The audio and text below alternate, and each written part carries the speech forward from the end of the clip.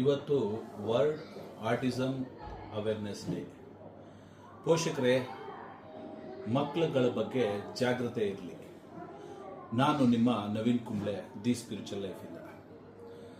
Autism ಅನ್ನೋದು 2 ವರ್ಷದ ಮಕ್ಕಳಿಂದ ಶುರುವಾಗ್ತದೆ. 1.5 ವರ್ಷ ಮಕ್ಕಳಲ್ಲಿ ಸಮಸ್ಯೆ ಗೊತ್ತಾಗೋದೇ ಇಲ್ಲ. 2 ವರ್ಷದ ಮಕ್ಕಳಲ್ಲಿ 3 ವರ್ಷ ಆಗಬೇಕಾದ್ರೆ ಒಂದಷ್ಟು ನಿದ್ರಾಹೀನತೆ, ಹೈಪರು, ನಗೋದು, ಈ ಥರ ಒಂದಷ್ಟು ಐ ಕಾಂಟ್ಯಾಕ್ಟ್ಸ್ ಇಲ್ದಿರೋದು, ಈ ಥರ ಸಮಸ್ಯೆಗಳು ತಲೆದೂರ್ತದೆ. ಈ ಥರ ಸಮಸ್ಯೆ ಇದ್ದಾಗ ಪೇರೆಂಟ್ಸ್ಗಳು ಅದ್ರ ಬಗ್ಗೆ ಮಾಹಿತಿ ತಗೊಂಡಿದ್ರೆ ತುಂಬ ಒಳ್ಳೆಯದಾಗುತ್ತೆ. ಹಾಗೆ ನಿಮಗೆ ಹೆಚ್ಚಿನ ಮಾಹಿತಿ ಬೇಕು ಅಂದರೆ ದಿ ಸ್ಪಿರಿಚುವಲ್ ಲೈಫ್ ನಿಮ್ಮೊಂದಿಗಿದೆ. ನಾಗರಬಾವಿಲಿದ್ದೀವಿ.